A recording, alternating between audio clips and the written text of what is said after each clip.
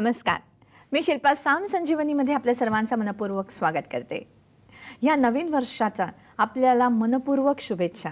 हे वर्ष आपल्या सगळ्यांना आनंदाचं, भरभराटीचं, समृद्धीचं आणि आरोग्यमयी जावो ही सदिच्छा व्यक्त करून आजचा आपण कार्यक्रम सुरू करूया. खरं तर आपण जेव्हा वर्षाचे संकल्प करत असतो त्या या वर्षामध्ये मी हेच करणार आहे, मी तेच करणार आहे, मला असंच करायचं आहे, तसंच करायचं आहे असं आपण बरंच बोलत असतो. खरं तर ह्यामध्ये आपल्या आरोग्यासाठी आपण किती बरं वेळ देतो? आरोग्यासाठी म्हणून तुम्ही कधी काही संकल्प केला आहे का? तर खरं तर ह्याच्यामध्ये 50% लोक म्हणतील हो आणि 50% लोक फक्त विचार करतील हो आम्ही करायचं म्हटलं होतं पण जमलं नाही. खरं तर 2013मध्ये हा आपण संकल्प केला होता की आपण आरोग्याकडे लक्ष देणार आहोत आणि खरं तर बऱ्याच जणांनी आमच्याबरोबर हा संकल्प पूर्ण केलेला आहे. असाच संकल्प आपण 2014मध्ये देखील करणार आहोत. आपण आपल्या आरोग्याकडे जास्तीत जास्त लक्ष देणार आहोत. खरं तर आयुर्वेदामध्ये म्हटलं जातं की आपलं आरोग्य असतं ते मूळ म्हणजे आपल्या पोटाशी संदर्भ. अक्षरशः जे आपण विचार केला तर आपलं पोट जेव्हा बिघडतं तेव्हाच आपल्या आरोग्यामध्ये काहीतरी बिघाड व्हायला ही सुरुवात झाली असते. खरं तर मग आज आपण पोटाची काळजी कशी घ्यायची असते ह्या नवीन वर्षाची सुरुवात करताना या सगळ्या गोष्टींबद्दल आज आपण विचार करणार आहोत. आज आपल्याबरोबर आहेत आत्मसंतुलन केंद्राच्या डॉक्टर भाग्यश्री झोपे. आपण त्यांचे स्वागत करूया. डॉक्टर साम संजीवनीमध्ये तुमचं मनपूर्वक स्वागत. नमस्कार. तुमच्या मनामध्ये जे जे काही प्रश्न असतील ते तुम्ही नक्कीच डॉक्टरांना आत्ता विचारू शकता. यासाठी तुम्हाला आपला फोन नंबर लागेल. आपला फोन नंबर असा आहे 66843333. मुंबई बाहेरील सगळ्या प्रेक्षकांनी 022 हा STD कोड लावायचा आहे. चला आता कार्यक्रमाला सुरुवात करूया. डॉक्टर, खरंच की जेव्हा आपण नवीन वर्षाची सुरुवात आता करत आहोत तर आपला कार्यक्रम देखील आहे आणि ह्यामध्ये आज आपण समजावून सांगणार आहोत की आयुर्वेदाला जसं अपेक्षित आहे की आपण पोटाची काळजी घेतली तरच आपलं आरोग्य सुरक्षित राहू शकतं. याबद्दल आपण अधिक काय सांगाल?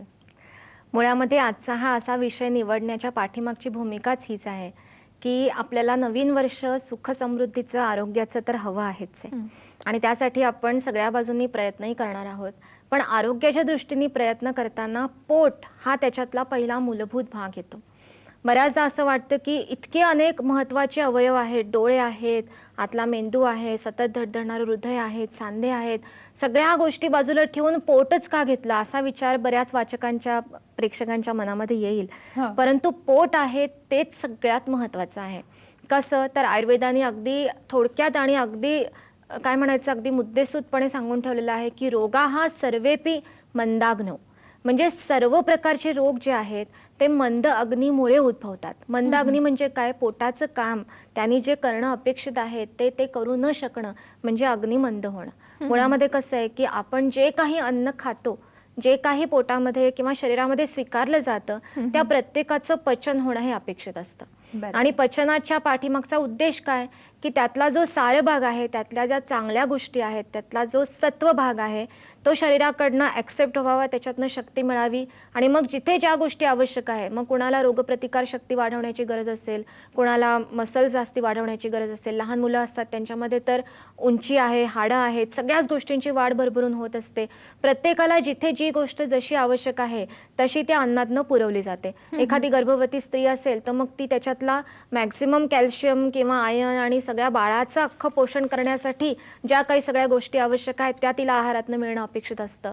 तर हे सगळं जे घडतं किंवा जे होतंय ते सगळं पोटाच्या आधारानेच होतं. किंबहुना आम्ही आयुर्वेदामध्ये किंवा वैद्य लोक सुद्धा आम्ही जेव्हा कुठल्या तरी रोगावरती उपचार करतो तेव्हाही एक गोष्ट लक्षात घेतो की ठीक आहे, एखाद्याला मधुमेह आहे किंवा एखाद्याला ब्लड प्रेशर आहे, त्याला ते बरं करण्यासाठी आपण प्रयत्न करतो आहोत, पण ते सुद्धा औषध आहे ते पचवणं तेवढंच आवश्यक असतं.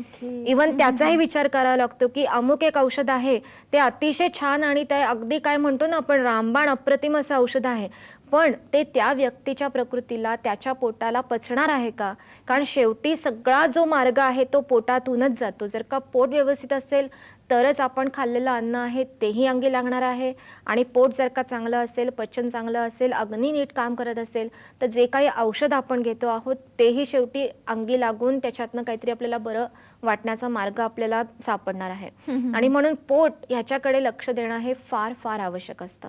आता कसं आहे की पोटाकडे लक्ष द्यायचं म्हणजे नेमकं काय करायचं, तर त्याच्यामध्ये अनेक वेगवेगळे भाग येतात, त्याचे अनेक वेगवेगळे पैलू आहेत. पण त्यातला सगळ्यात महत्त्वाचा म्हणजे पोट रोजच्या रोज व्यवस्थित साफ होतं आहे का नाही याच्याकडे लक्ष देणं हे फार आवश्यक आहे. बऱ्याचदा असं होतं की लहानपणी अजून सवय लागत असते, तोपर्यंत समजा अगदी काय म्हणा की योग्य ट्रेनिंग मिळालं नाही तर रोजच्या रोज पोट साफ व्हायला हवं हेच अनेक लोकांना माहिती नसतं. मग असं होऊन जातं की कधीतरी जेव्हा भावना होईल तेव्हा कधीतरी 1-2 दिवसातनं पोट साफ झालं, एखाद दिवशी नाही गेलं तरी सुद्धा काही फार मोठा त्रास होत नाहीये, लगेच काही पोटात दुखत नाहीये, मग त्याच्याकडे दुर्लक्ष होण्याची टेंडन्सी वाढत जाते. पण असं होता अजिबात कामा नये. दिवसातनं एकदा किंवा 2दा अशा प्रकारे पोट व्यवस्थित रोजच्या रोज साफ होणं ही पहिली पोटाच्या आरोग्याची गुरुकिल्ली आहे असं म्हणायला हरकत नाही. बघू, पोट हा विषय खूप मोठा आहे, त्याच्यामध्ये अनेक छोट्या छोट्या गोष्टी आहेत. जसा विषय पुढे जाईल तसा आपण पाहूच या. नक्कीच. खरं तर हेच महत्त्वाचं आहे की आपली पोटाची काळजी आपण कशी घेतो आहे यावरतीच आपलं आरोग्य आहे ते अवलंबून असतं. आपण डॉक्टरांकडे बरीच माहिती करून घेणार आहोत, पण कार्यक्रमाचा पहिला फोन घेतोय. आशा आपल्याशी बोलतायत पुण्याहून. हॅलो, नमस्कार. हॅलो, नमस्कार. नमस्कार, बोला. दोघींना वर्षाच्या हार्दिक शुभेच्छा. तुम्हाला तुम्हाला देखील. पण माझा असा प्रश्न आहे मॅडम की माझं शिजर झालेलं आहे. हा हा. शिजर झाले, पण कसं माझं पोट आहे ना ते जास्तीत जास्त सुटत जाते आणि पोट व्यवस्थित साफ वगैरे होत नाही. आणि शिजर झालं तेव्हापासून म्हणजे पूर्ण स्किन म्हणजे अशी काळवडल्यासारखी होते. केस वगैरे पण खूप जातात आणि वाढत पण नाही. ओके, ठीक आहे. काय सांगाल डॉक्टर त्यांना? पहा, असं आहे, सिझेरियन म्हणजे एक मोठा आघातच असतो शरीरावरती. आणि पूर्ण असं आपण म्हणतो की गरोदरपणामध्ये हळूहळू जे बाळ व्यवस्थित तयार झालेलं आहे ते सिझेरियन झालं, डिलिव्हरी नंतर नॉर्मल जरी प्रसूती झाली तरी सुद्धा तो एक शरीरावरती आघात असतोच. पण जेव्हा आपण शस्त्रकर्माने जेव्हा डिलिव्हरी करतो तेव्हा तो शरीरासाठी अजून जास्ती घातक असतो. आणि ऑपरेशन म्हटलं की त्याच्या सगळ्या कॉम्प्लिकेशन्स येतातच, कारण त्याच्यानंतर मग इन्फेक्शन व्हायला नको म्हणून अजून वेगळी औषधं, मग ते हालचाल करता येत नाही, टाके दुखतात, हे ते अनेक गोष्टी होत असतात.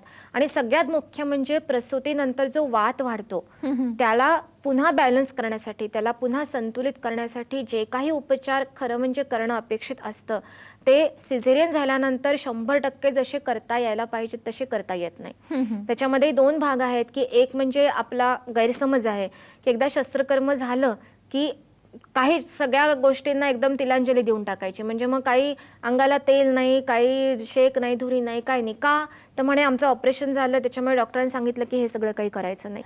ही एक मोठी चूक आहे की त्याच्यामध्ये असं काहीच नाहीये. उलट पोटावरती जो पट्टा जो बांधायचा असतो तो जरी आपण पटकन लगेचच्या लगेच बांधू शकलो नाही तरी सध्या तर सगळी काय आपण डेव्हलपमेंट म्हणूया, मॉडर्न सायन्सची इतकी छान झालेली आहे की ते टाके सुद्धा आपोआप भरून येतात. पूर्वी जसे नंतर 15 दिवसांनी 10 दिवसांनी जाऊन ते डॉक्टरांकडनं काढून घ्यावे लागायचे, तसंही आता काही करावं लागत नाही. एक 10-15 दिवसांनंतर टाके पूर्णपणे भरूनही आलेले असतात.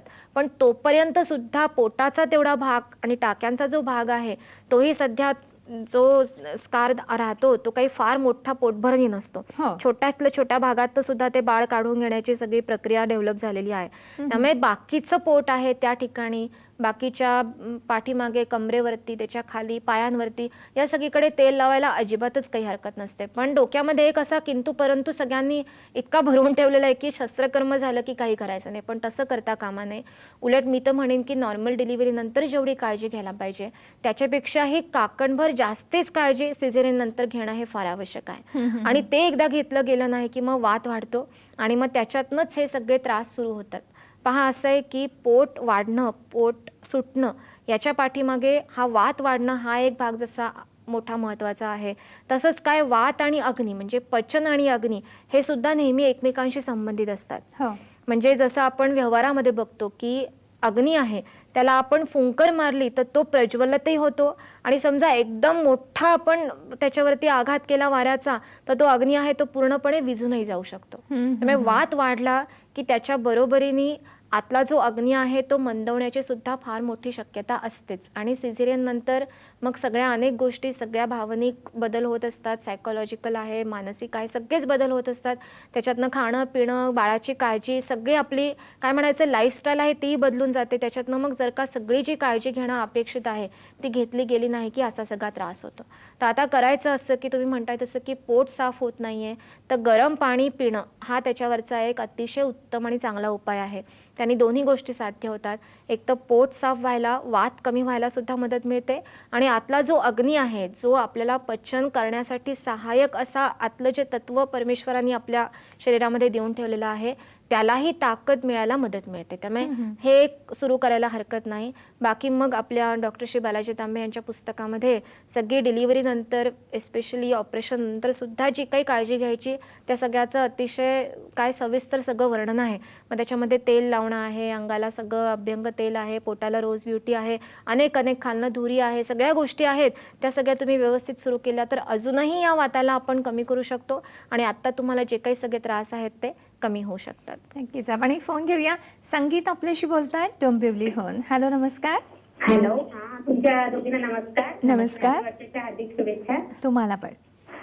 मला माझ्या मिस्टरांबद्दल विचारायचं हा, हा. होतं. त्यांचं पोट कधीच साफ नसते आणि त्यामुळे त्यांना जेवण पण जात नाही आणि नेहमी काय पोटात म्हणा पायात वगैरे नेहमी दुखतच असतं काही ना काही आणि जेवण पण एकदम कमी आहे त्यांचं आणि त्याच्यामुळे त्यांच्या चेहऱ्यावर पण पुरळ उठतात बरोबर. आणि थंडी म्हणजे जेवण म्हणजे एकदमच असं कमी आहे. त्यामुळे वय किती आहे त्यांचं? हॅलो, वय किती आहे त्यांचं? त्यांचं 35 वर्ष आहे. 35 वर्ष आहे. ठीक आहे. तुमच्या प्रश्नाचं जे काही उत्तर आहे ते आपण सविस्तरित्या जाणून घेणारच आहोत, पण घेतोय छोटासा ब्रेक.